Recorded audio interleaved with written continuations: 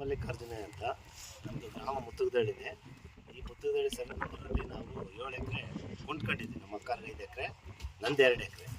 ನಾವು ಕೊಂಡ್ಕೊಂಡು ಜಮೀನೆಲ್ಲ ಆಬಾದ್ ಮಾಡಿ ಅಡಿಕೆ ಗಿಡ, ತೆಂಗಿನ ಗಿಡ ಇಟ್ಟು ಎಲ್ಲ ಇದುವರೆಗೂ ಬೆಳೆಸಿದ್ವಿ. ನಮ್ಗೆ 82ರಿಗೆ ಮಂಜೂರಾಗಿರೋ ಜಮೀನು ಅವ್ರಿಗೆ, ಅವ್ರ ಕಡೆಯಿಂದ ನಾವು ಕೊಂಡ್ಕೊಂಡು ನಾವು ಅಭಿವೃದ್ಧಿ ಮಾಡಿರೋದು.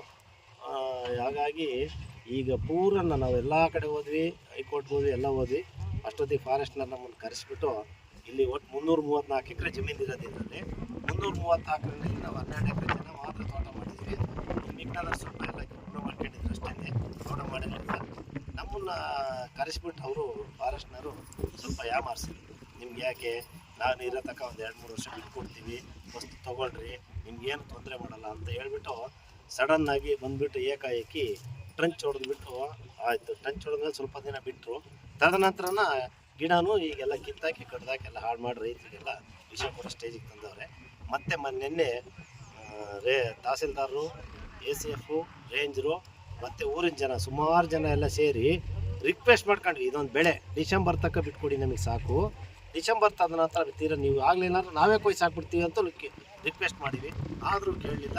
ನಾವು ಯಾವ ಕಾರಣಕ್ಕೂ ಕಾಲಾವಕಾಶ ಕೊಡೋಕ್ಕಾಗಲ್ಲ ಅಂತ ಹೇಳ್ಬಿಟ್ಟು JCP ಇಟಾಚಿ ಎಲ್ಲ ತಂದುಬಿಟ್ಟು ನುಗ್ಗಿಸಿ ಎಲ್ಲ ಕೊಯ್ದಾಕ್ಬಿಟ್ಟವ್ರೆ. ಇದು ನಿಮ್ಮ ಮುಂದೆ ಇಲ್ಲೇ ಕಾಣ್ತಾ ಇತ್ತು ನೋಡಿರಿ. ಇದೆಲ್ಲ ನೋಡಿರಿ, ಎಷ್ಟು ಅಚ್ಚುಕಟ್ಟು ಮಾಡೋಕ್ಕೆ ಎಷ್ಟು ಲಕ್ಷ ಖರ್ಚಾಗಿದೆ, ಜಮೀನು ಎಷ್ಟು ವ್ಯತ್ಯಾಸ ಇತ್ತು ಅಲ್ಲಿ ಕಾಣುತ್ತೆ. ನೋಡಿ ಹೆಂಗೆ ಕಾಣ್ತಾ ಐತೆ. ಅಷ್ಟು ಎಲ್ಲ ಅಚ್ಚುಕಟ್ಟು ಮಾಡಿಸಿ ನಾವು ಅಚ್ಚುಕಟ್ಟು ಮಾಡಿರೋ ದುಡ್ಡು ಲಕ್ಷಾಂತರ ರೂಪಾಯಿ ಖರ್ಚು ಮಾಡ್ಯಾರೆ. ಈಗ ಸಾಲ ಮಾಡಿ ಈಗ ಮಕ್ಕಳಿಗೆ ಫೀಸ್ ಕಟ್ಟೋಕ್ಕೂ ಇಲ್ಲ, ಏನಿಲ್ಲ. ಅಷ್ಟೇ ನಮಗೆ ಪೂರ್ತಿ ಸರ್ಕಾರ ಎಲ್ಲ ಸೇರ್ಕೊಂಡು ವಿಷ ಕೊಟ್ಟರೆ ಎಷ್ಟೋ ವಾಸಿ.